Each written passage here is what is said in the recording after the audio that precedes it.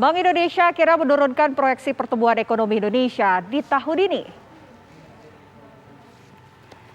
Seiring dengan penerapan PPKM darurat dan melonjaknya kasus penularan COVID-19, Gubernur Bank Indonesia Peri Warjio memperkirakan bahwa ekonomi Indonesia tahun ini akan tumbuh lebih lambat dari perkiraan awal.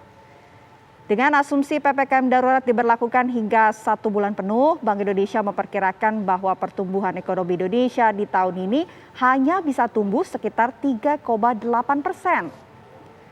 Sebelum adanya PPKM darurat, Bank Indonesia memperkirakan bahwa ekonomi Indonesia masih bisa tumbuh di kisaran 4,1% hingga 5,1% atau dengan titik tengah di 4,6%.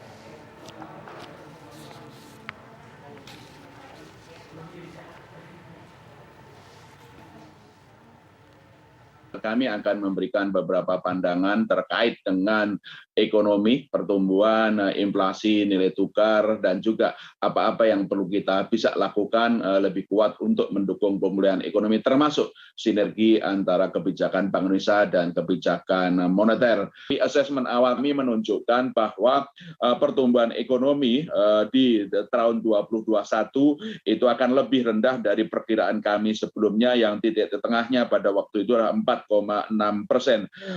Asesmen awal kami menunjukkan kalau PPKM darurat ini kita lakukan selama 1 bulan dan bisa menurunkan COVID itu secara baik, pertumbuhan ekonomi kita akan turun ke sekitar 3,8%.